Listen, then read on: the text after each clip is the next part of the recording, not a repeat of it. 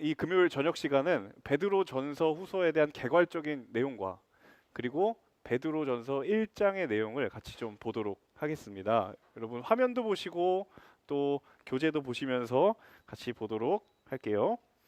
자, 베드로전후서. 사실은 다른 굉장히 여타 유명한 성경에 비해서 여러분 아마 이 성경은 조금 덜 유명하고 좀 덜 익숙하다고 해야 될까요?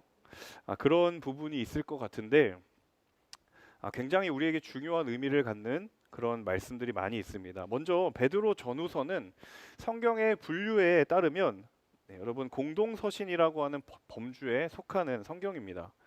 자, 공동서신은 뭐냐? 내가 바울 서신은 들어봤다. 근데 공동서신은 처음 듣는다 하시는 분들 계실지도 모르겠어요. 혹시 내가 바울 서신은 들었는데 공동서신은 오늘 처음 듣는다. 네, 화면을 켜서 손 한번 들어보시겠어요? 부끄럽지 않은 일입니다. 이거 배우면 되거든요. 네, 손 들으면 잘 오신 겁니다. 네, 공동서신. 자, 영어로는 캐톨릭 에피슬이라고 하는데 여러분이 흔히 알고 있는 이 천주교의 카톨릭이 사실은 천주교를 의미하는 것보다는 공통된 공적인 그런 의미입니다. 네, 이 공동서신이라고 하는 것은요, 일단은 가장 중요한 그 범주는 일단 여기에 어떤 성경이 포함되어 있느냐, 바로 여러분 잘 알고 계시는 야고보서, 그리고 오늘 우리가 함께 볼 베드로 전후서, 그리고 요한 1, 2, 3서, 요한서신이라고 하죠. 이렇게 세 그 성경이 이 공동서신에 들어갑니다. 자, 이 분류가 사실은 여러분 갈라디아서 2장 9절을 보시면 이런 구절이 있어요. 또 기둥같이 여기는 야고보와 게바와 요한도 내게 주신 은혜를 알므로, 이런 구절이 있거든요. 자, 바로 요 갈라디아서 2장 9절의 순서 그대로를 땁니다. 여러분 순서로 보시면 야고보서, 그리고 베드로 전후서, 요한서신 1, 2, 3서 이렇게 되어 있거든요. 자, 그래서 이 공동서신은 시기적으로 봤을 때 여러분 바울 서신 이후의 서신입니다. 시대적으로, 시대 순으로 봤을 때 바울 서신 이후에 기록된 서신이 바로 공동서신입니다.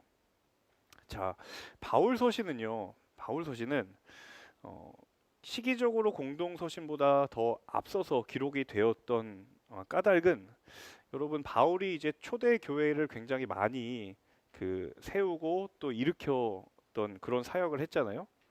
자, 공동서신 같은 경우, 바울 서신 같은 경우에는 제가 좀 필기를 할게요. 바울 서신은 초대교회 선교 초기에 이제 교회들이 이제 막 세워지기 시작하는 시기예요.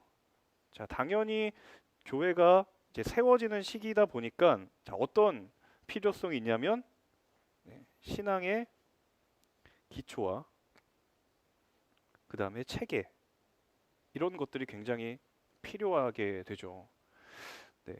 그러다 보니까 복음이 무엇이냐, 또 뭐 교회는 무엇이냐, 그런 정말 어떻게 보면 신앙생활 처음 하는 사람의 입장에서 약간 새가족 과정 같은 느낌, 그런 굉장히 교리적인 핵심의 내용들이 이 바울 서신 안에 많이 담겨져 있습니다. 자, 제가 왜 바울 서신을 미리 말씀을 드리자면, 바울 서신 이후에 시대적으로 그 뒤에 기록되어 있는 이 공동 서신이라고 하는 이 책들은, 자, 그 이후에 이제 교회가 세워졌어요. 교회가 세워지고 복음에 따라 서기 시작한 이 교회들이 이제 세상에 나아가잖아요. 세상 속에 교회가 자리 잡아가는 과정, 조금 이제 교회가 이제 세워지고 틀이 갖춰지고, 여기서 말하는 교회는 어떤 공동체나 조직으로서의 교회이기도 하지만 한 사람 한 사람의 교회를 이야기를 하는 거예요.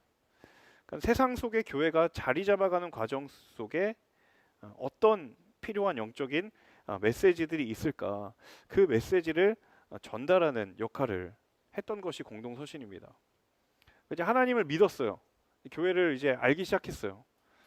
근데 그 이후에 이제 세상과 또 내 삶 가운데에 직면하는 여러 영적인 도전들이 있잖아요. 여러분의 신앙의 그 여정들을 잘 한번 되돌아보시면 이와 유사하다라는 것을 여러분이 알 수 있을 것 같아요. 이 세상 속에서 교회 그리고 그리스도인이 그 자리 잡아가는 과정 속에 마주하는 뭐 갈등이라든지 고민이라든지 그리고 또 신앙적인 도전이라든지 그런 정말 실제적인 도전들 속에 어떤 영적인 메시지가 어떤 권면이 필요할까에 대해서 언급하고 있습니다. 자, 또 한 가지는 바로 종말과 재림에 지연되었던 문제의 상황에 또 기인합니다. 어, 예수님께서 부활하시고 승천하신 이후에 그 사명을 이제 12 사도들이 쭉 물려받잖아요. 근데 그 사도들이 굉장히 어려운 상황 가운데서도 그 사역을 감당할 수 있었던 한 가지 이유는 바로 종말 재림에 임박했기 때문이라는 사실이었어요. 그러니까 너무 힘들고 너무 괴로워도 주님 다시 오신다. 주님 곧 오신다. 라는 그 믿음과 소망이 있었기 때문에 고난 가운데 인내할 수 있었던 건데 이제 문제는 그 종말과 재림이 어떻게 됐냐면 계속 미루어지는 거예요. 그런 상황들이 생깁니다. 더군다나 이 종말과 재림이 지연되면서 그 예수님의 목격자들이었던 예수님과 함께 사역을 했고 예수님의 기적과 말씀을 직접 봤었던 이 사도들이 어떻게 되냐면 세상을 떠나기 시작합니다. 자, 그러면서 굉장히 이제 성도들에게 혼란을 주는 거예요. 아, 이게 뭐냐? 그래, 조금 늦어도 늦을 수 있다. 그런데 적어도 우리의 이 영적인 권위를 가진 사도들이 이 살아 있을 동안에 주님 오실 것 같았는데 오시겠다라는 주님이 오시지 않고 한두 명씩 세상을 떠나는 일이 일어나는 거예요. 그러니까 한 사람 한 사람이 떠나기 시작하자 개인적으로나 그리고 교회적으로나 과연 주님이 다시 오실 것인가에 대한 퀘스천 마크가 생기기 시작하는 겁니다. 그래서 이 종말과 재림의 지연의 문제를 바르게 해석하는 기준이 필요했던 것이죠.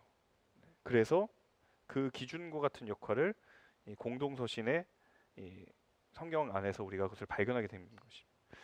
종말과 재림이 늦어지면서 그것을 기다리는 상황 속에 여전히 그리스도인들은 교회는 세상 가운데 있잖아요. 그 세상 가운데 있는 교회와 그리스도인들을 향한 영적인 공격이 있을 것이고 도전이 있을 것인데 그 영적인 공격과 도전을 직면해야 하는 상황에 대한 영적인 솔루션을 가르쳐주고 있는 것이 공동서신입니다. 베드로 전서와 후서도 마찬가지로 그 재림 그리고 마지막 때에 대한 이야기가 나온다라는 것이죠. 자, 베드로전서에 대한 이야기를 좀 해보겠습니다. 자, 베드로전서의 가장 중요한 주제는 뭐냐면 세상 속의 교회란 무엇인가입니다. 자, 제가 계속 앞으로 교회라는 단어를 계속 쓸 텐데요. 이 교회는 아까도 얘기 드렸지만 어떤 공동체나 집단으로서의 교회만을 이야기하는 것이 아니라 한 교회된 그리스도인도 이야기한다는 사실을 여러분이 꼭 기억하셔야 됩니다. 자, 세상 속의 교회, 그리스도인이란 어떤 존재인가? 이 부분에 대해서 베드로전서는 다루고 있습니다. 특별히 이 교회와 그리스도인을 가리켜서 베드로전서에서는 뭐라고 이야기하냐면 흩어진 하나님의 백성이다. 흩어졌다라는 표현을 굉장히 여러분이 좀 주목해 보실 필요가 있을 것 같아요. 자, 흩어진 하나님의 백성이 어디서? 세상의 한가운데에서 세상의 한가운데에서 감당해야 할 영적인 도전이기도 하고 또 갈등이기도 하고 때로는 예수 믿는다라고 해서 세상으로부터 소외되기도 하는 그런 일들과 마주했을 때 이것을 어떻게 극복할 것인가? 이것이 첫 번째 베드로 전서가 다루고 있는 첫 번째 주제고요. 두 번째 주제는 자, 세상 속에 교회가 있다라고 했잖아요. 그러면 교회는 세상과 어떤 관계를 가져야 하는가? 이게 두 번째 주제입니다. 그래서 여러분 베드로전서 이제 읽으시면 아시겠지만 세상의 권력과 그리고 윗사람과 어떤 관계를 갖는 것이 하나님의 말씀 앞에서 바람직한 그런 관계를 가질 수 있을 것인가에 대해서도 이야기를 하는 것이죠. 자, 이런 큰 숲을 좀 바라보시면서 이제 저희가 한 절 한 절 같이 들어가 볼 텐데요. 네, 여러분 처음 이렇게 같이 통독을 하시는 분들이 많이 계실 것 같아서 미리 좀 말씀을 드리자면 여러분 조금 여유와 큰 호흡을 가지시고 참여해 주시면 좋을 것 같고요. 네, 그리고 제가 한 절 한 절 설명을 드리는 부분에 있어서 저희가 좀 정해진 시간도 있다 보니까 최대한 자세하게 설명을 드리나 조금 이제 정해진 분량도 소화를 해야 되기 때문에 혹시 좀 알듯 말듯한데 그냥 지나간 부분이 있다면 여러분 이따가 광고도 드리겠지만 채팅창을 통해서 광고를 질문을 해주시면 제가 그 질문에 대해서 강의 직후에 대답을 드리긴 좀 어렵지만 제가 그 질문들을 정리해서 답변을 드리도록 하겠습니다. 자, 이제 본격적으로 1장 1절부터 같이 한번 보도록 하겠습니다. 예수 그리스도의 사도 베드로는 본도와 갈라디아와 갑바도기아와 아시아와 비두니아 지역에 사는 흩어져 사는 나그네. 자, 1절이 굉장히 중요합니다, 여러분.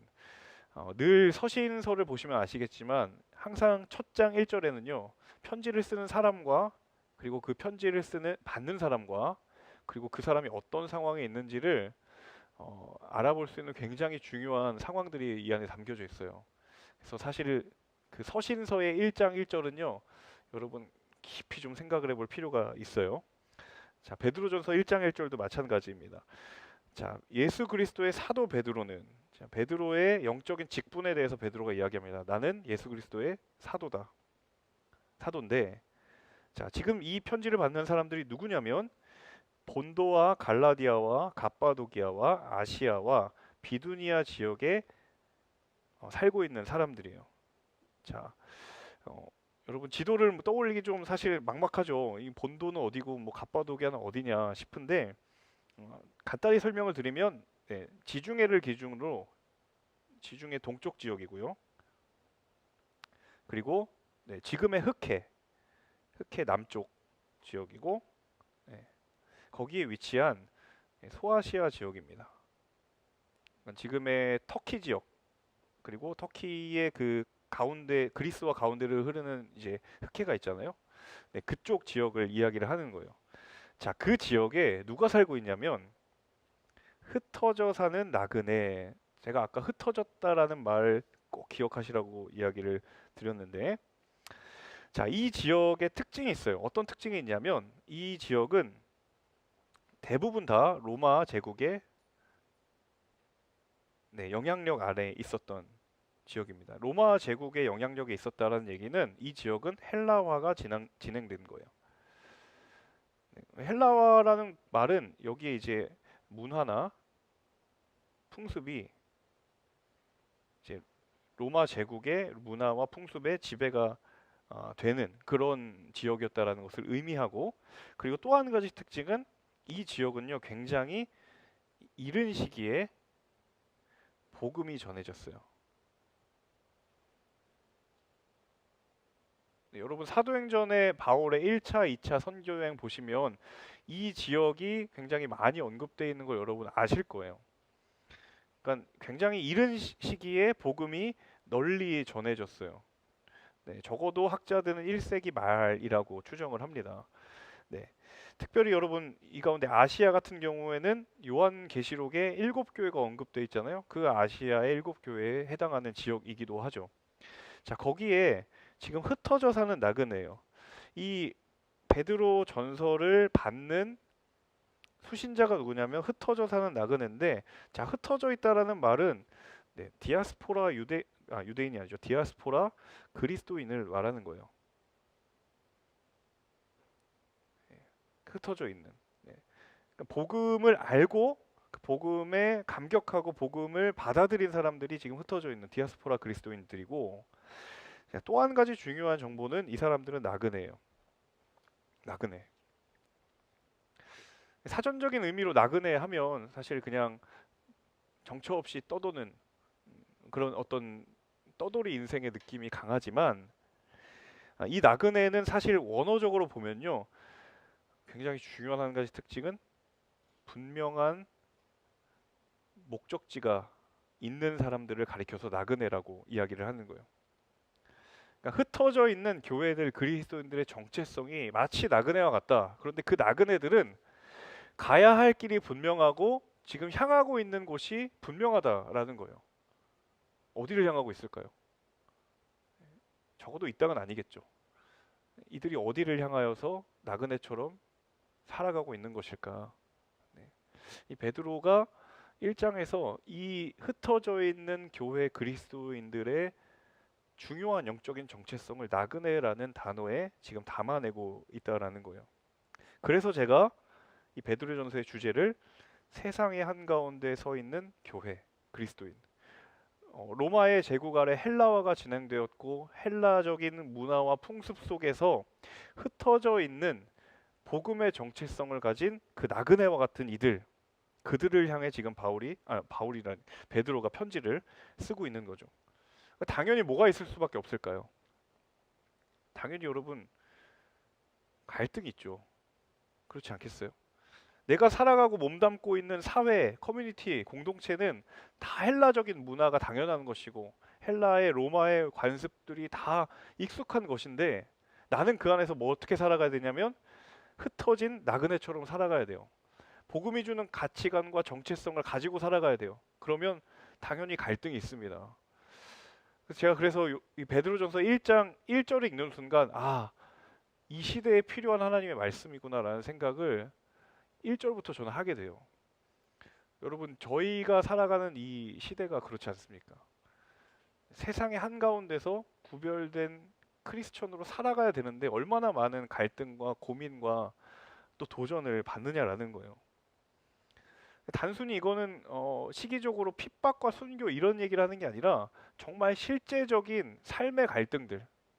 나는 그리스도인처럼 살아가야 되는데 그렇게 살아가야 된다고 믿고 있는데 내 주변의 세상은 다 헬라적인 문화, 그것이 당연하다고 생각하는 거예요. 그 문화를 내가 어떻게 이겨내는가? 내 삶이 그리스도인다워야 되겠다라고 결정하고 결심을 했는데 내가 속한 문화와 사회 속에서 나에게 오는 그 가치와 방향성의 충돌이라는 것이죠. 네. 그래서 사실 이 1장 1절이 굉장히 중요합니다. 자, 그런데 베드로가 이 나그네들이 어떤 사람인지에 대해서 좀 더 세부적으로 2절에 설명을 하는데요. 2절 한번 보겠습니다. 이 나그네들은 어떤 사람이냐? 하나님 아버지의 미리 아심을 따라 성령의 거룩하게 하심으로 예수 그리스도께 대한 순종과 그분의 피 뿌림을 얻기 위해 택하심을 받은 사람들이다. 굉장히 엄청난 수식어가 쫙 있죠. 자, 이 나그네들이 어떤 사람들이냐면 이런 사람들이라는 거예요. 2절에. 자, 여러분 조금 눈썰미가 있으시다면 보시면 아시겠지만 하나님, 성령, 예수 그리스도 보이세요?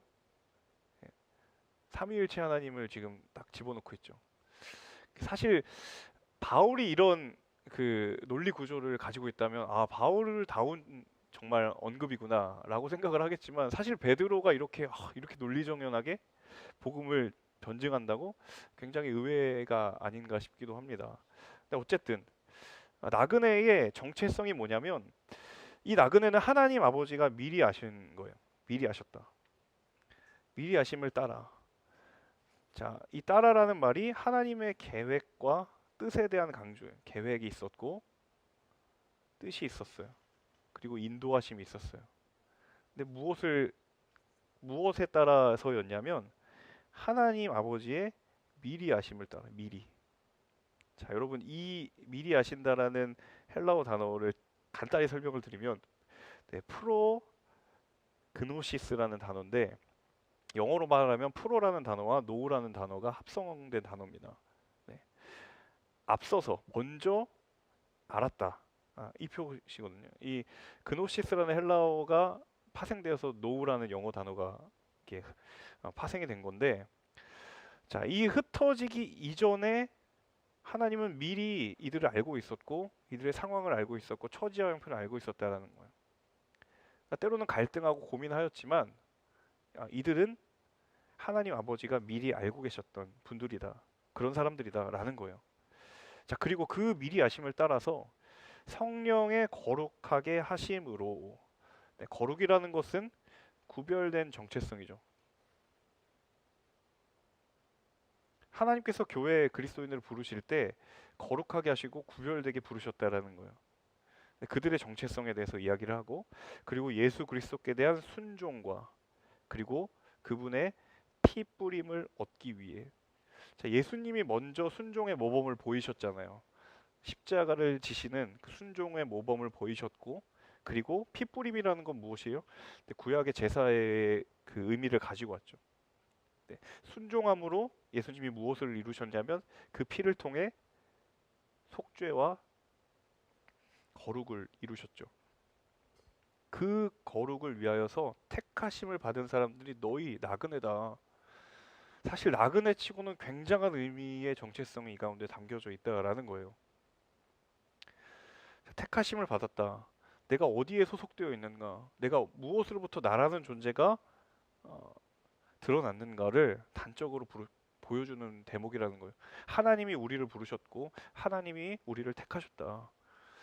저는 사실 1, 2절만 여러분 기억하고 이번 바이블 컨퍼런스 끝나셔도 저는 50% 이상 만족입니다. 여러분 1, 2절만 보셔도 여러분에게 얼마나 큰 도전이 될지, 내가 누구인가, 나라는 존재를 하나님이 어떻게 부르셨는가, 여러분 이 구절 꼭 기억하시면 좋을 것 같습니다. 그 편지를 쓰고 은혜와 평강이 여러분에게 더욱 풍성하기를 빕니다. 베드로의 문화한 인사죠. 제가 참고로 자꾸 바울 하는 건요, 제가 지금 수요일마다 빌립보서를 하고 있거든요. 빌립보서의 저자가 바울이어가지고 다음 주에 끝나는데 빨리 제가 개념 장착을 하고 베드로를 제 입에 달도록 하겠습니다. 네, 금방 베드로가 입에 달릴 거라고 생각합니다. 네. 자, 이어서 3절 읽겠습니다. 우리 주 예수 그리스도의 아버지 하나님을 찬양합니다. 베드로는 그들 생각만 하면 너무 좋은 거예요. 근데 그 찬양의 이유에 대해서 이제 설명을 하는 거예요. 크게 세 가지 이유를 4절까지에 걸쳐서 내가 왜 찬양을 하는지 그 이유에 대해서 4절까지 걸쳐서 설명을 합니다. 첫 번째, 하나님께서는 그분의 풍성하신 긍휼을 따라 우리를 거듭나게 하셨습니다. 이게 첫 번째 이유예요. 하나님께서는 그분의 풍성하신 긍휼을 따라 우리를 거듭나게 하셨어요. 자, 거듭남은 무엇입니까? 우리가 예수 그리스도의 자녀가 되었다. 하나님의 자녀가 되었다라는 게 거듭남이잖아요. 근데 그 거듭남이 무엇을 통하여서요? 긍휼을 따라서. 우리의 조건과 우리의 자격이 아니라 그분의 풍성하신 긍휼을 따라서. 이 긍휼은 여러분, 다른 말로는 자비이기도 하고요.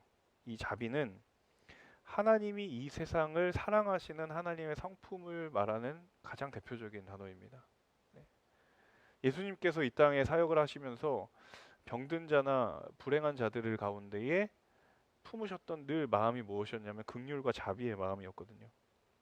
근데 우리가 거듭나게 된 건 하나님 우리에게 은혜 주시고 긍휼과 자비로 임하셨기 때문이다라는 거예요. 그래서 누구에게나 이것이 은혜이고 그것이 누구에게나 축복이 된다라는 사실입니다. 자, 그래서 찬양하는 것이고요. 두 번째는 예수 그리스도를 죽은 사람들로부터 살리시어 산 소망을 얻게 하셨기 때문에 찬양한다. 두 번째 이유예요. 예수 그리스도를 죽은 사람으로부터 살리시는, 부활하시게 돼서 우리가 무엇을 얻게 되었냐면 산 소망. 여기 끄집어 당겨서 설명을 드릴게요. 산 소망. 산 소망을 얻게 하셨는데 소망도 소망이지만 그 소망은 살아있는 소망이에요.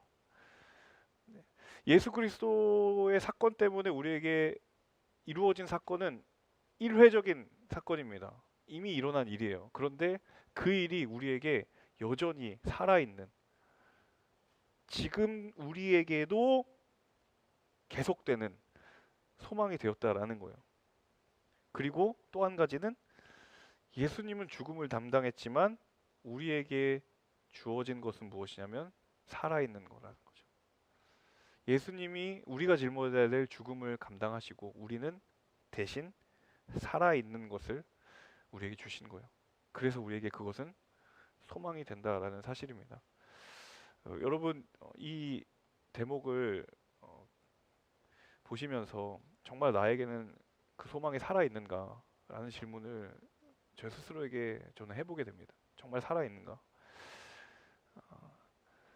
죽은 소망을 품으면서 살아가고 있지는 않은가?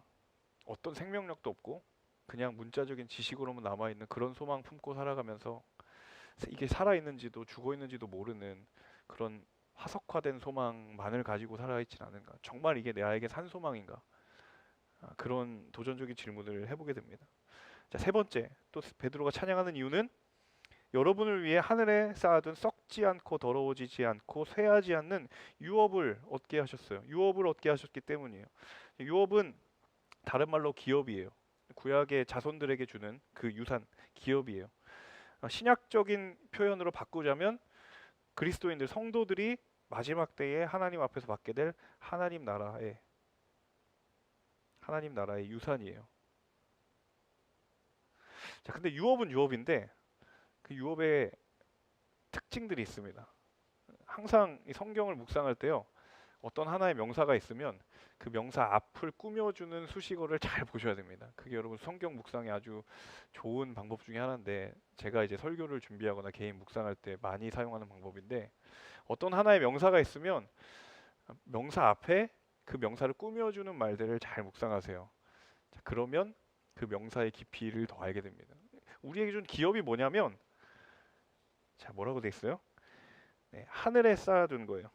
그리고 썩지 않고 더러워지지 않은 거예요.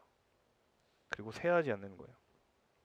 이런 유업이라는 거예요. 자, 하늘에 쌓아두었다. 자, 한글에서는 이 뉘앙스가 좀 덜 느껴지는데, 하늘에 쌓아두었다라는 것을 원문으로 보면 이 시제는 뭐냐면 완료형이에요. 네, 갑자기 이제 문법을 막 얘기하고 싶네. 여기 이 정도로만 하고 완료인데 뭐예요, 여러분? 완료는 네, 이미 끝. 네, 이미 여러분에게 쌓아뒀다라는 거예요. 가져가시기만 하면 됩니다. 네, 이미 다 쌓아뒀으니까 가져가시기만 하면 된다라는 거예요. 이미 끝난 얘기예요. 네, 그런 유업이라는 거예요. 그리고 그 유업은 썩지도 않고 더러워지지도 않고 쇠하여지지도 않는다라는 거예요. 자, 이 땅에 살아가면 내가 취하는 것들이 이것과 정반대죠.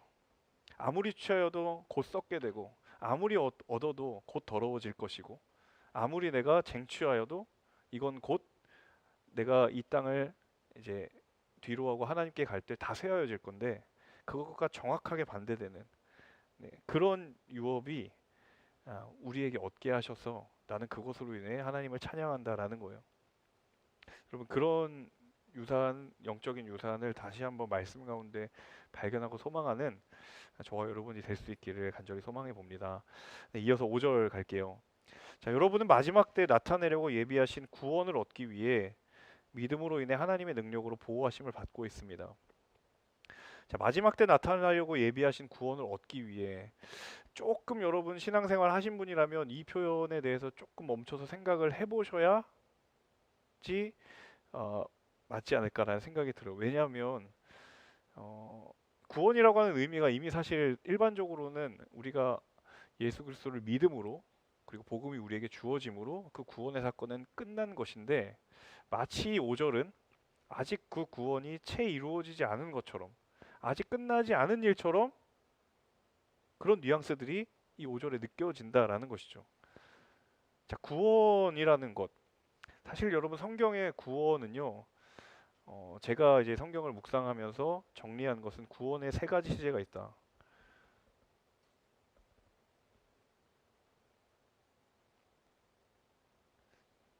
제가 빌립보서 강의하면서도 설명을 드렸었는데, 구원의 세 가지 시제가 있어요. 첫 번째는 과거의 시제입니다. 과거로서의 구원은 무엇이냐면, 여러분 잘 알고 계시는 예수 그리스도의 십자가 사건이죠.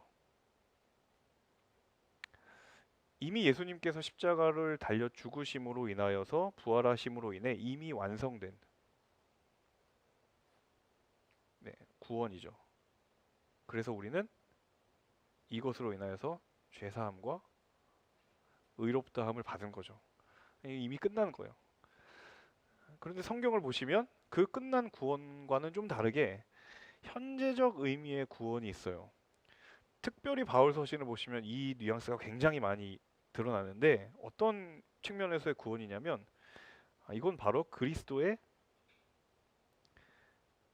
형상을 닮아가는 구원. 과거에 내게 주어진 그 구원 이후에 이제 내가 예수님 닮아가는 삶을 살아야 되겠구나. 그런 결단이 일어나는 그 구원의 현재 진행형의 의미가 현재적 구원이에요. 이것을 가리켜서 또 다른 말로는 성화라고도 이야기합니다. 그래서 바울이 빌립보서에서 두렵고 떨림으로 너희 구원을 이루라라고 이야기를 하는 것은, 여기서 말하는 이 구원은 예수님이 불완전한 십자가 죽음을 하셨다라는 과거적 의미의 구원을 말하는 게 아니라 바로 이 현재적 구원을 얘기하는 거예요. 그리스도를 닮아가라는 거예요. 그 다음에 마지막 세 번째가 미래적 구원입니다. 이 미래적 구원은 예수님이 다시 오시는 재림의 날, 그리고 그 마지막 종말의 때에 우리 모든 성도들이 하나님 앞에 서서 그 경험하게 될 그 구원을 가리켜서 미래예요. 자, 그러면 여러분, 이 5절에 나와 있는 구원은 1번, 2번, 3번 중에 몇 번일까요? 자, 돌발 퀴즈입니다. 자, 화면을 가리켜서 숫자를 가장 먼저 표해 주신 분께 상품을 드리려고 하는데, 우리 무화과 최혜연 장님께서 가장 먼저 표해 주셨습니다. 체크해 주셔서 3번이죠. 네, 그렇습니다. 우리 한번 박수 한번 격려하겠습니다. 이렇게 제가 부지불식간에 막 퀴즈 할 거거든요. 정신줄 놓고 필기하고 있거나 혹은 깜빡 존 분들은 그냥 지나가는 기회가 있을 거라는 것을 말씀을 드립니다.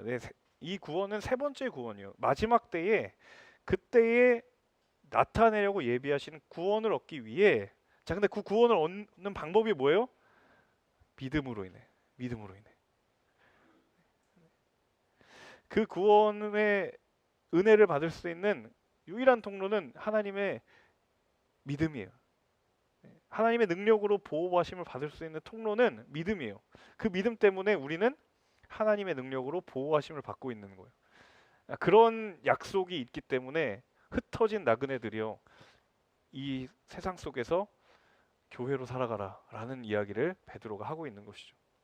자, 그러므로 6절, 여러분은 이제 온갖 시험을 당해 잠시 근심하게 됐으나 오히려 크게 기뻐합니다. 왜요?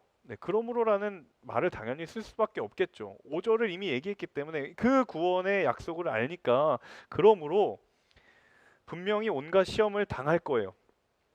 그리고 근심하게 될 거예요. 예수를 믿고 마지막 때를 바라보며 우리에게 이루실 그 구원을 소망하면서 살아가는 건 결코 만만치가 않다라는 것을 이 대목을 통해서도 알게 됩니다. 온갖 시험이 있을 것이고 근심할 거예요. 근데 그 근심은 잠시래요. 참 베드로가 매정하게 얘기하는 것 같아요. 여러분, 잠시라고 느껴본 적 계십니까? 평생 근심하는 것 같고, 온갖 시험은 내가 좀 공감이 되겠는데 잠시 근심, 이게 무슨 말이야 이게. 여러분의 베드로의 시간관념을 나중에 아시겠지만 하루가 1000년 같고 1000년이 하루 같다고 이야기하기 때문에 이 베드로의 관념 속에서는 잠시입니다. 여러분 그냥 그런 줄 아시고 온갖 시험을 당할 것이고 근심할 거예요. 이게 마지막 때를 소망하며 살아가는 사람들의 어떻게 보면 당연한 모습이에요. 그런데 그게 끝이 아니라 뭐라고 얘기해요? 오히려 크게 기뻐합니다. 할렐루야. 정말 아멘이십니까? 정말 오히려 크게 기뻐합니다. 성경은 어느 곳에서나 근심과 좌절과 시험에 대해서 부정하지 않습니다. 다 있다고 얘기해요. 그런데 그것을 결론으로 이야기하지 않아요. 바울도 그러했고 베드로도 그러했다라는 것이죠.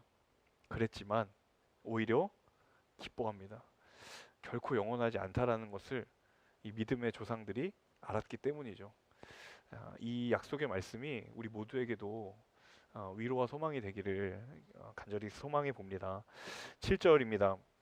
그것은 여러분이 당하는 믿음의 시련이 불로 관련해도 없어질 금보다 더 귀하다.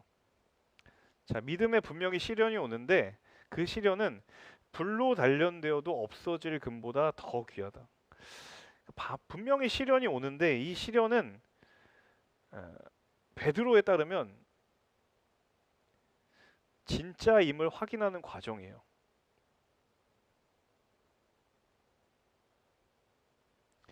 그 믿음이 정말 진짠가? 정말 진정한 믿음인가? 언제 드러나냐면 시련과 연단의 시간을 통해서 드러난다라는 거예요. 여러분, 평소에는 진짜와 가짜가 분별이 안 됩니다. 그런데 위기가 오면 반드시 드러나요. 위기가 오면 진짜인지 가짜인지 드러납니다. 네. 그리고 한 개인도 그렇죠. 위기의 상황과 마주했을 때 그 사람의 그 부정적 감정, 수면 아래에 있던 것들이 드러나게 돼 있어요. 근데 지금 여러분이 당하는 이 시련들은 그 믿음이 진짜임을 확인하는 과정이라는 거예요. 혹시 이 가운데 지금 어려운 시간을 지나고 계신 분이 있다면 오늘 이 말씀을 통해서 다시 한번 확증받기를 원하는 것은 내가 진짜임을 확인하는 과정이구나.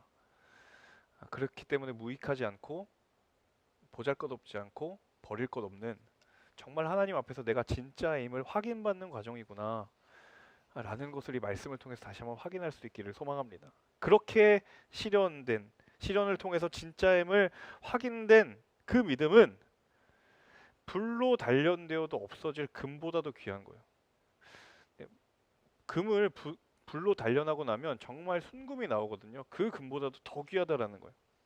시련을 통과한 믿음의 가치가 얼마나 귀한 것인가, 그 가치를 베드로는 알았던 것이고 그걸 소망하라는 거예요.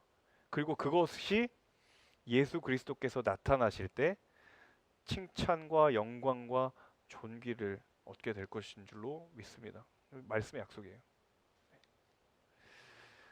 8절, 여러분은 그리스도를 보지 못했으나 사랑합니다. 네, 우리 그렇잖아요. 예수님 보신 분 없잖아요. 보지 못했으나 사랑합니다. 보지 못하지만 보지 못하는 믿음이 더 복되다라고 말씀하신 주님의 말씀, 여러분 기억하시죠? 여러분, 믿음은요 항상 사랑으로 결과물을 낳기 마련입니다. 내가 정말 믿음이 있는가라고 말한다면 거기에는 사랑이 존재하는가를 꼭 물어봐야 돼요. 내가 예수 그리스도를 사랑하는가가 그것이 내 믿음의 증거가 될 거예요. 이어서 읽겠습니다. 지금도 여러분은 그분을 보지 못하지만 믿고 말할 수 없는 영광스러운 기쁨으로 즐거워합니다. 자, 보지 못하지만 믿고 말할 수 없는 영광스러운 기쁨으로 즐거워합니다. 그런 모습을 가진 사람들이 지금 흩어진 교회들이라는 거예요. 그래서 베드로가 사실 칭찬하고 있고 격려하고 있어요. 자, 그분을 보지 못하지만 믿고, 보지 못하는 믿음으로 보는 거예요. 그리고 말할 수 없는 영광스러운 기쁨으로 즐거워하는 거예요. 눈에 보이지도 않고 경험되지 못하는 것처럼 보이지만 그 불로 연단된 금보다 더 귀한 믿음 때문에 말할 수 없는 영광스러운 기쁨이 우리에게 주어진다라는 사실입니다. 이 기쁨은 믿음의 결과라는 거예요. 그래서 그 믿음의 연단의 시간을 지나고 계시는 분이 계시다고 한다면 내 믿음이 진짜임을 확인하는 시간임을 꼭 기억하시면서 다시 한번 소망 가운데 우리의 삶의 시간들을 주와 함께 동행할 수 있기를 소망해 봅니다. 이어서 9절입니다. 이 8절의 그 이유들은 여러분이 믿음의 결과로 영혼의 구원을 받기 때문입니다.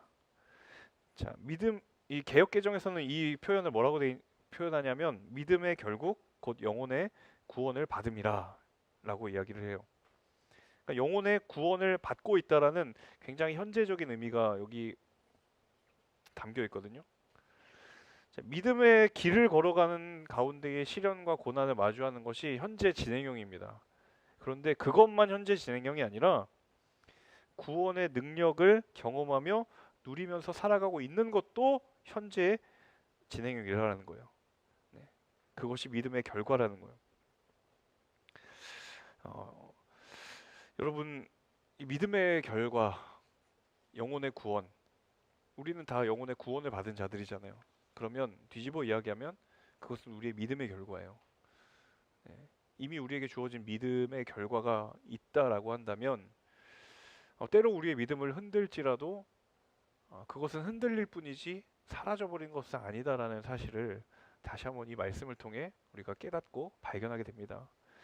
자, 10절을 넘어가겠습니다. 그 구원, 이 구원에 관해서는 여러분이 받을 은혜에 대해 예언자들이 열심히 찾고 연구했습니다. 이 구원은요, 언제부터 있었냐면 여러분이 받을 은혜인데 이 구원은 그 은혜에 대해 예언한 예언자들이 있었어요.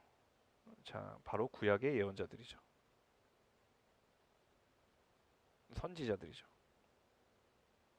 네, 사람들이 열심히 찾고 연구했어요. 하나님께 그것을 알고자 간구했어요. 자, 그들에 대해서 이어지는 11절에 대해서 또 이야기합니다. 그 예언자들은 자기 안에 그리스도의 영이 그리스도께서 당하실 고난과 그 뒤에 받으실 영광에 대해 미리 증언하셨어요. 그러니까 이미 구약에서 그들 예언자들에게 그리스도의 영으로 임하여서 성령으로 임재하여서 그리스도께서 당하실 고난과 그 고난 이후에 받으실 영광에 대해서 미리 증언을 했어요. 그래서 이 구절만 봐도 복음은 신약에만 있다라는 말이 얼마나 엉터리인지를 여러분 이 구절을 통해서 보게 됩니다. 신약에서 이미 이야기를 하거든요. 이미 구약의 예언자들을 통해 하나님이 그리스도의 영을 통해 예수 그리스도의 고난과 그 이후의 영광에 대해서 미리 증언했어요. 미리. 그래서 여러분 왜곡된 복음과 성경의 관점을 바로 잡는 길은 이런 성경을 아는 길밖에 없습니다. 이 구절만 알면 여러분 그런 말들이 얼마나 헛된 말들인지 여러분이 금방 분별을 하시는 거죠. 자, 그리스도께서 당하실 고난과 그 뒤에 받으실 영광. 자, 고난과 영광은 사실은 베드로 전서의 핵심적인 주제이기도 합니다. 자, 그런데 한 가지 좀 애매한 표현이 있어요. 그리스도께서 당하실 고난? 자, 원문에는 뭐라고 되어 있냐면 이게 그리스도의 고난 이렇게 되어 있어요. 네. 그리스도의 고난. 그리스도의 고난과 그 뒤에 올 영광 이렇게 표현되어 있어요. 그러니까 우선적으로는 예수님께서 우리를 위해 그분이 당하신 고난과 영광이지만 이 영광은 오늘 교회와 그리스도인들에게도 동일하게 임한다. 그분이 고난 받으시고 영광 받으셨던 것처럼 그것은 오늘 우리에게도 동일하게 임하게 될 것이다. 그게 바로 그리스도의 영을 통해 미리 증언된 것이다라는 거예요. 그래서 그리스도의 영이 무엇을 가리키며 어느 때를 지시하는지 살펴보려고 그들이 애썼어요. 이어서 12절 예언자들이 섬긴 이 일은 자기들을 위한 것이 아니라 여러분을 위한 것임이 그들에게 계시됐습니다.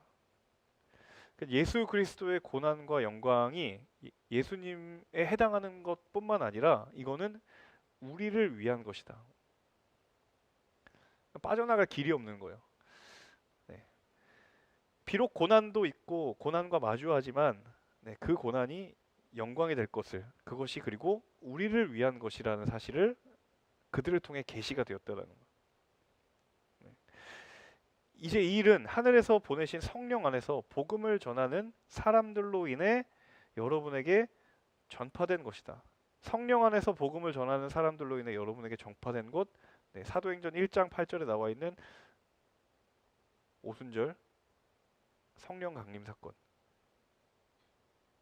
그들을 통해 전파되는 거예요. 그들이 성령 받고 다 흩어졌잖아요.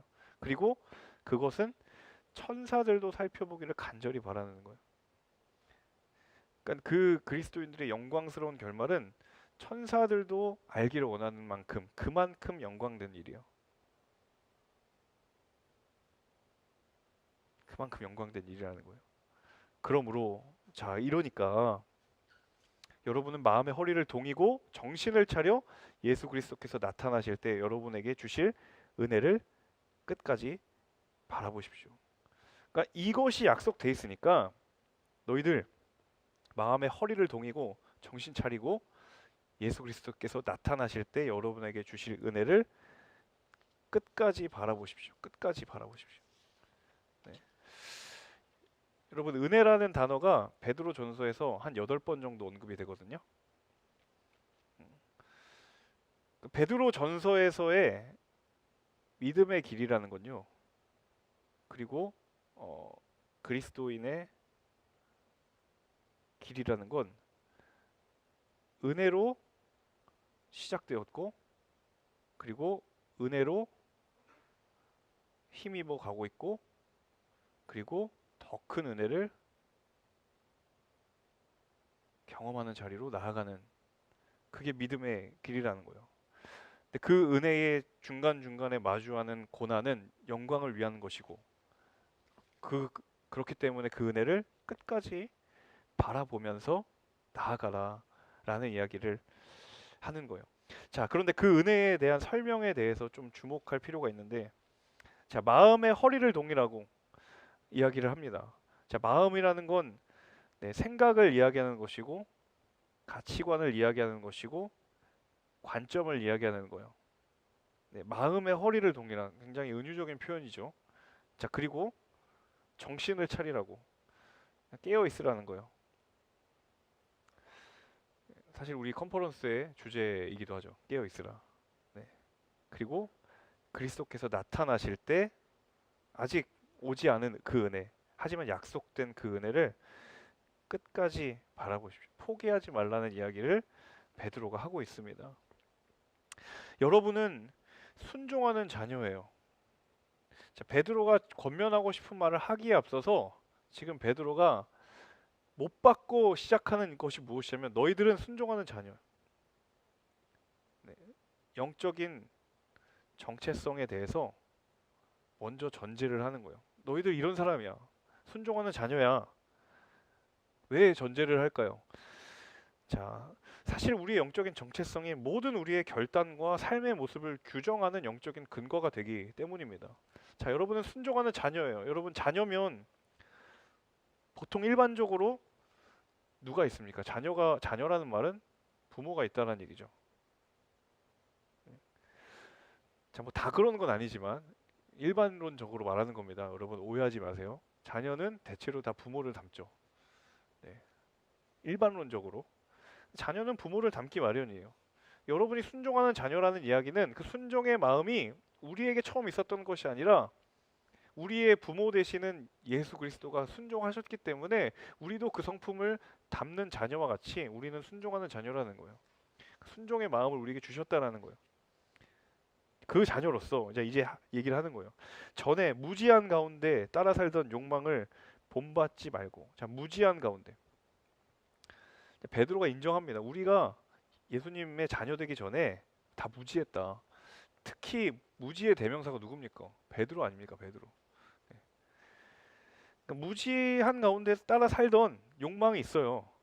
그거에 대해서는 바울이 가타부타 말을 안 합니다. 우리 다 이러면 안 된다라는 것을 몰랐던 때 있었다. 몰랐으니까 따라갈 수 있었다. 여러분 이 말 뒤집어 말하면 무슨 말인지 아세요? 근데 지금은 아니라는 거예요. 뼈 때리는 겁니다. 무지한 가운데 따라 살던 욕망 있었다. 근데 지금 아니다라는 거예요. 왜? 그래서 바울이 지금 전제를 깔고 가잖아요. 너희들은 순종하는 자녀가 됐으니까. 이제는 알지 못한 때에 따라 살던 욕망의 시대는 갔어요. 그러니까 지금 욕망을 따라 산다면 몰라서 그런 게 아니라 너희들이 선택한 거다. 그러니까 좀 심각한 거다라는 이야기를 베드로가 하고 있는 거죠. 지금은 모르기 때문에 따라 살던 그 때가 아니다라고 이야기를 하는 거예요. 그 욕망 본받지 말고 여러분을 부르신 분이 거룩하신 것처럼 여러분도 모든 행실에 거룩한 사람들이 되십시오. 분명히 가이드라인이 있습니다. 여러분을 부르신 분. 이게 기준이에요. 그분이 거룩하시면 우리도 모든 행실에 거룩한 사람들이 되는 거예요. 무엇을 따라가야 될지 명확한 방향성을 제시하고 있다는 것이죠. 성경에서 굉장히 중요한 건 기준이 뭐냐? 네, 영적인 기준이 뭔지를 발견하는 것이 제일 중요하고 그리고 그 기준에 영적인 방향을 잡는 것이 중요합니다. 그래서 이게 카피 문구가 사실은 광고에서 굉장히 많이 사용되었지만 사실 속도가 아니라 방향이라는 말은 굉장히 성경적인 겁니다. 바울도 그러했고 바울의 삶도 사실 열심의 속도가 있었지만 방향이 없었던 삶을 살았잖아요. 그런데 그가 돌이켜서 이제 그 열심의 속도에 방향이 잡혀야 된다는 사실을 깨닫고 바울이 곳곳에서 그 얘기를 하고 있는 것이죠. 베드로도 마찬가지입니다. 여러분을 부르신 분의 먼저 보라. 그분이 거룩하다? 그럼 우리도 그 거룩을 따라가야 된다라는 거예요.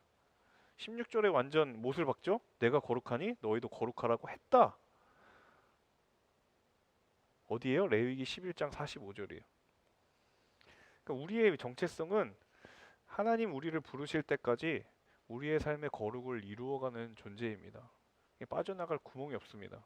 아무리 해석을 돌려봐도 이 구절은 그냥 있는 그대로예요. 하나님이 어떤 분이신지 아냐? 17절에서 계속 이야기를 하는데요. 그분은 여러분이 사람을 외모로 취하지 않고 각자의 행위대로 판단하시는 분을 아버지라고 부르겠다. 하나님은 아버지인데 그 아버지는 어떤 사람이냐면 사람이 아니죠. 어떤 분이냐면 사람을 외모로 취하지 않는 분이에요. 그리고 각자의 행위대로 판단하시는 분이에요. 판단이라는 말은 심판입니다. 종말의 의미를 가지고 있어요. 자, 여러분 당시에 이 시대의 상황들을 잠깐 한번 생각을 해봅시다. 이 로마 제국이 지배하는 이 흩어진 교회들이 겪는 가장 큰 어려움 중에 하나는 무엇이었냐면 바로 이 17절 끝에 나오는 두려움이에요. 두려움. 어떤 두려움이냐면 이들의 영적인 정체성이 명확하게 머리가 박혀 있기 때문에 그 정체성은 세상이 흘러가는 대로 세상의 방식을 따르지 않아야 되는 정체성이고 하나님의 가치대로 살겠다라고 결단해야 되는 정체성이에요. 그러다 보니까 이 세상과 마주하게 될 때 세상과 등지고 살 수는 없잖아요. 그 세상 가운데 살아갈 때 반드시 뭐가 오냐면 그 세상 가운데 영적인 소외감이 오기 마련이고요. 그리고 때로는 따돌림이 있을 수 있어요. 그리고 간헐적인 핍박도 있을 수 있습니다. 근데 이런 것들을 당할까봐 우리 마음 가운데는 뭐가 오냐면 두려움이 와요. 두려움. 근데 베드로가 말하는 이 두려움을 바라보는 생각은 무엇이냐면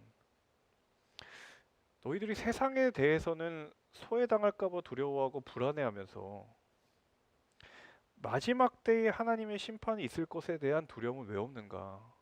바울이 이야기를 하는 거예요. 자, 분명히 17절에서 사람을 외모로 취하지 않고 각자의 행위대로 판단하시는 분이 계시다. 마지막 때가 있다. 그런데 많은 사람들이 그것에 대해서는 두려워하지 않고 내가 세상 가운데 그리스도인으로 살려고 하다 보니까 마주하게 되는 때로는 소외와 도전과 갈등과 그런 여러 가지 상황들에 대해서는 두려워하지만 마지막 때에 대해서는 두려워하지 왜 안 두려워하고 살아가느냐 바울이 이야기를 하고 있는 거예요. 바울은 지금 겁주려고 하는 것이 아니라 정말 진짜 의미의 마지막 때를 기억하는 교회 그리스도인이라고 한다면 세상 신경 쓰는 것처럼 하나님도 좀 신경 써야 되는 것이 아니냐 바울이 지금 이 이야기를 하고 있는 거예요. 그래서 17절 끝에 나그네로 사는 때를 두려움으로 지내라. 두려워하지 않아도 될 것을 두려워하는 것이 아니라 진짜 두려워해야 될 것을 두려워하면서 살아야 되는 것이 나그네다. 제가 이 대목을 묵상하면서 굉장히 좀 많이 뜨끔했습니다. 사실 저도 이제 설교를 하고 하다 보니까 그 회중의 반응이라는 것에 대해서 굉장히 저도 신경을 안 쓸래 안 쓸 수가 없더라고요. 자, 그런데 여러분 듣는 사람 입장에서 마지막 때 뭐 심판, 두려움 뭐 이런 얘기가 때로는 찔림도 있을 수 있잖아요. 그런데 여러분 한두 번이지 한 대여섯 번 들으면 좀 마음 무거워지잖아요. 여러분 교회에서 좀 마음이 좀 그래도 위로가 되고 좀 이렇게 내 마음을 어루만져주는 사실 그런 메시지 듣기를 원하는 마음들이 사실 있잖아요. 뭐 저도 그래요, 저도. 맨날 혼내면 사실 좀 어렵잖아요. 한 번쯤 좀 잘한다, 우쭈쭈 해주는 그런 설교 들으면 그렇지, 주님 날 사랑하셔.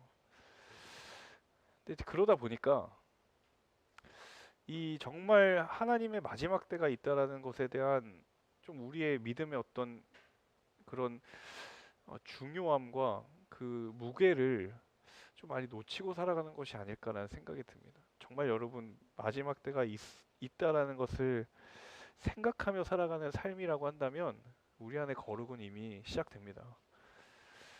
어쩌면 지식으로는 마지막 때가 있다라고 생각하면서 살아가지만 정작 우리의 현실은 정말 마지막 때가 없는 것처럼 살아가는 우리의 모습이 있다면 오늘 이 말씀에 다시 한번 조금 찔리고 아프지만 다시 한번 도전을 할 수 있는 그런 믿음의 기회가 됐으면 좋겠어요. 이어서 18절 읽겠습니다. 여러분은 알다시피 조상들로부터 물려받은 헛된 생활 방식에서 여러분이 해방되었다. 자, 여러분이 알다시피 조상들로부터 물려받은 헛된 생활 방식. 지금 이 편지를 읽고 있는 대부분의 사람들은 유대인일까요? 이방인일까요? 자, 돌발 퀴즈. 자, 유대인 1번, 이방인 2번. 하나, 둘, 셋. 네. 우리 만나그룹의 정현우 형제님께서 네. 1번이 뭐였죠? 네, 이방인이었죠. 네, 이방인입니다. 네, 정현우 순장님께 네, 반대였나요? 죄송해요. 네, 제가 진행상의 실수를 저질렀는데 네, 없던 퀴즈로 하겠습니다. 지금 굉장히 화면에 보니까 혼란이 오시는 것 같아서 네, 퀴즈 또 낼 테니까 너무 섭섭해하지 마시고 네, 죄송해요. 네. 네, 지금 이 베드로전서의 수신자들은 이방인이에요. 혈통적으로 이방인이었다가 지금 복음을 듣고 크리스천들이 되는 사람들이에요. 참 그럼 그들에게 조상들로부터 물려받은 헛된 생활 방식은 뭡니까? 네, 그렇죠? 이방인의 생활 방식이에요. 조금 더 자세히는 그리스 로마 문화의 네, 그 배경 가운데에서 있었던 생활 방식이에요. 자, 그런데 사실은 이 시대에 내가 조상들로부터 물려받았다라는 이 말은요, 굉장히 긍정적인 의미입니다. 대부분의 사람들은 내가 조상들로부터 물려받았어. 그러면 굉장히 소중한 가치나 전통이나 습관을 묘사할 때 쓰는 말이 조상들로부터 물려받았다라고 이야기를 해요. 그런데 성경에서는 그것을 여러분이 그것으로부터 해방되었다라고 이야기를 해요. 완전히 반대되는 이야기를 하는 거거든요. 대부분의 사람들, 그리스도를 모르는 사람들은 물려받은 것에 대해서 자부심이 있는데 성경은 뭐라고 이야기하냐면 정반대로 물려받은 것으로부터 너희가 해방되었다라고 이야기를 합니다. 해방. 로마서에서 이 해방이라는 의미는 여러분 구원의 의미입니다. 그리고 예수 그리스도의 피로 대속되었다라는 의미이기도 하죠. 너희들이 그 옛 방식에서 해방되었어요. 근데 그 해방된 것은 은이나 금같이 썩어질 것으로 된 것, 썩어질 것으로부터 네, 해방된 것이 아니요. 19절로 이어갈게요. 오직 흠도 없고 점도 없는 어린 양 같은 그리스도의 보배로운 피로 된 것이다. 해방의 수단이 뭐냐면 네, 은이나 금처럼 썩어 없어질 것이 아니라 어린 양 같은 그리스도의 보배로운 피로 된 것입니다. 여러분 이 대목에서 생각나는 이야기가 하나 있을까요? 바로 출애굽 사건이죠. 네, 6월절. 그 6월절 그날을 통해서 여러분 출애굽의 역사가 일어났죠. 그래서 그들이 구원의 역사를 경험합니다. 그래서 여러분 구원은 이동입니다. 이동. 근데 여기서 말하는 이동은 단순한 공간적인 이동이나 지리적인 이동이 아니라 삶의 방향과 그 방향과 형태의 이동이에요.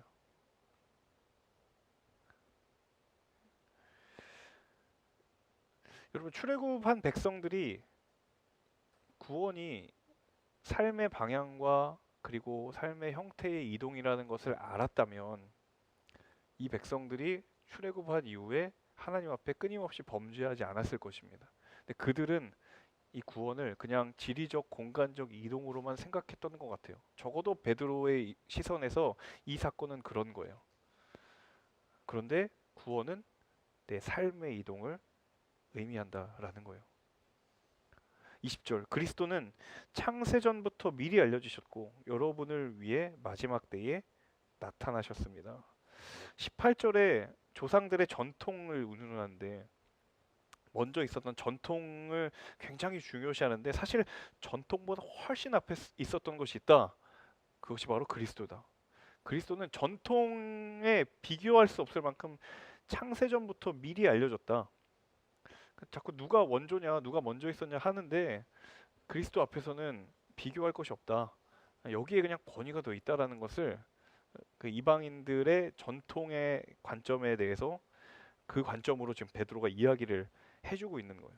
그리고 미리 알려졌고 여러분을 위해 마지막 때에 나타나셨다. 계속해서 지금 마지막 때 종말의 얘기를 계속 하고 있는 거예요. 21절. 여러분은 그리스도로 인해 하나님을 믿는 사람들입니다. 너희 똑똑히 기억해라. 너희들은 그리스도로 인해 하나님 믿는 사람들이야. 혈통적으로는 이방인 맞지만 너희들 그리스도 때문에 하나님 믿게 된 사람들이야. 근데 그 하나님 어떤 사람들인 줄 아니? 계속해서 이야기합니다. 하나님은 그리스도를 죽은 사람 가운데서 살리신 하나님입니다. 그리고 그 살리심을 통해 예수 그리스도에게 영광을 주신 하나님이에요. 그렇죠? 여러분 처음부터 베드로의 고백이 이랬습니까? 이 베드로의 고백이거든요, 이거. 여러분 예수님이 베드로한테 내가 십자가에서 달려 죽을 거야. 그 얘기했을 때 베드로 뭐 어떻게 했죠? 절대로 그러면 안 된다고. 예수님이 베드로 발 씻겨줄 때 뭐라고 하셨냐면 절대로 제 발 못 씻긴다고. 주님 3번이나 부인했죠. 그러니까 처음부터 베드로의 고백이 이러진 않았어요.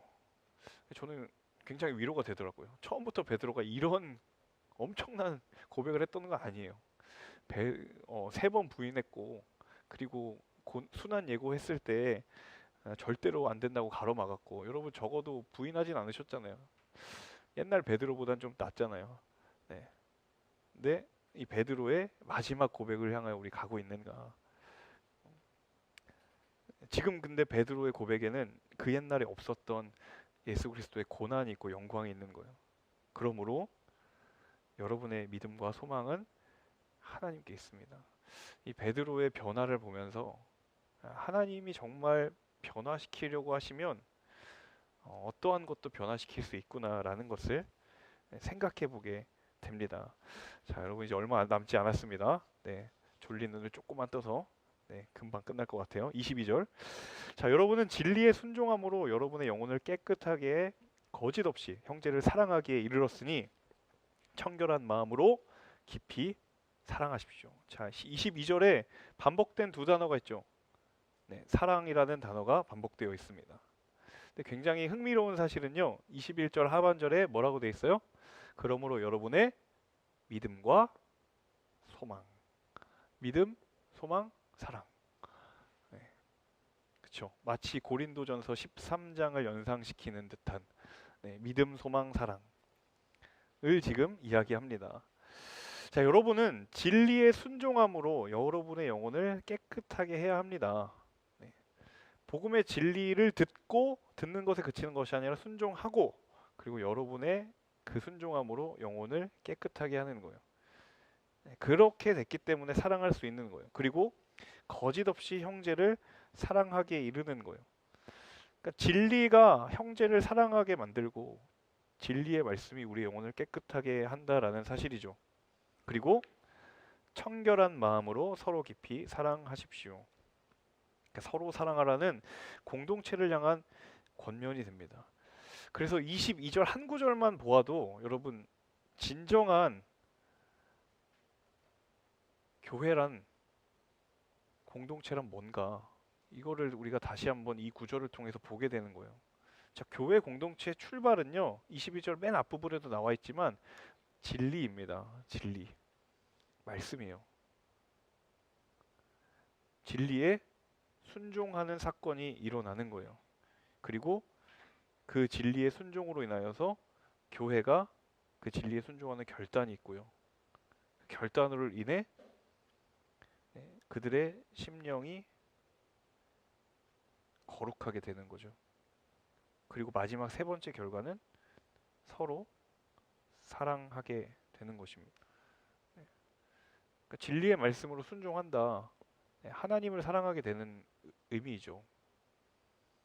교회 공동체가 이루어가야 할 방향성이 명확하다라는 사실입니다. 예수님이 말씀하셨던 큰 두 계명, 하나님을 사랑하고 이웃을 사랑하는 방향이 이 22절 안에 하나하나 따져보면 정확하게 들어가 있다라는 것을 보게 됩니다. 그래서 여러분, 교회 공동체의 생명과 같은 본질, 양식이 뭐냐면 진리입니다. 말씀입니다. 그래서 다른 어떤 사회의 커뮤니티나 동호회나 그런 집단과 분별될 수 있는 지점은 바로 진리의 말씀 때문에 분별이 되는 거예요. 그래서 저는 이 22절 읽으면서 우리 하늘 공동체 이번 컨퍼런스가 말씀을 읽는 컨퍼런스로 하나님이 부르셨구나를 제가 새삼 깨닫게 되었어요. 네. 공동체는 말씀을 함께 나눔으로, 그 말씀에 순종함으로 시작되어야 하는 공동체입니다. 이제 오늘 시작이긴 하지만 이제 남은 시간 가운데 정말 여러분, 우리 공동체가 그 말씀에 순종하게 되는 역사, 결단하게 되는 역사가 있기를 소망해요. 우리 마지막 23절, 24절, 25절 읽고 마무리하겠습니다. 23절. 여러분이 거듭난 것은, 여러분은 이미 거듭난 사람들이에요. 하나님의 자녀가 된 사람들이에요. 그것은 썩어질 씨로 된 것이 아니라 썩지 않을 씨로 된 것이에요. 썩지 않을 씨로 된 것이에요. 곧 그 썩지 않을 씨에 대한 설명을 이야기해요. 곧 하나님의 살아있고 항상 있는 말씀으로 된 거예요. 또 얘기합니다. 여러분이 거듭난 것은 하나님의 살아있고 항상 있는 말씀으로 된 거예요. 말씀이 얼마나 강조되고 있는지 여러분 보실 거예요. 또 강조합니다. 24절. 그러므로 모든 육체는 풀과 같고 그의 모든 영광은 풀의 꽃과 같도다. 풀은 시들고 꽃은 떨어지나 주의 말씀은 영원토록 있도다. 여러분, 이거 어디입니까? 이사야 40장 7절에서 8절의 말씀이죠. 풀은 마르고 꽃은 시드나 우리 하나님의 말씀은 영원히 서리라. 지금 이 구절을 가져와서 지금 인용을 하고 있는 거예요. 자, 그런데 여러분, 요 얘기만 하고 마무리를 할 텐데, 이 이사야 40장의 상황을 여러분 잘 아시나요? 이사야의 시대. 여러분, 이사야의 시대는 점점점 나라가 멸망하고 포로로 끌려가는 그 시대의 혼란된 상황 속이었어요. 북이스라엘은 멸망했고 남유다가 멸망해가는 그런 상황 속에서, 포로라는 절망의 상황 속에서 그들이 그곳에서 무엇에 소망을 둘 것이냐, 소망의 근원이 무엇이냐, 그게 무엇이었냐면 영원토록 있는 주의 말씀이었다라는 거예요. 베드로가 지금 이사야의 말씀을 왜 가지고 오느냐면, 그때 이스라엘 백성들이 흩어져서 포로로 흩어져 있는 절망의 시대 속에서도 하나님의 말씀의 영원함을 바라보며 그 시대를 이겨냈고 소망을 품었던 것처럼, 지금 이 시대에 흩어진 하나님의 백성과 교회들에게도 그때나 지금이나 시대의 상황은 다르지만 절망의 속에서 소망의 유일한 근거되는 것은 오직 하나님의 말씀이다. 그리고 더 나아가서는 오늘 우리의 시대에서도 동일하게 하나님의 말씀이 우리에게 소망된다라는 것을 베드로전서 1장을 통해서 우리에게 말을 해주고 있는 것입니다. 이것이 바로 여러분에게 전파된 말씀입니다. 여러분은 정말 하나님의 말씀에 소망을 두고 계십니까? 오늘 이 1장을 읽으면서 여러분 다시 한번 정말 말씀에 소망이 있음으로 인하여서 내 영혼에 박동이 다시 시작된다면, 여러분, 그것이 하나님이 주신 은혜라고 저는 생각을 합니다. 그래서 여러분 각자에게 정말 하나님의 말씀에 소망을 향한 갈망이 주어지는 귀한 이 남은 컨퍼런스의 시간이 될 수 있기를 간절히 소망해 봅니다.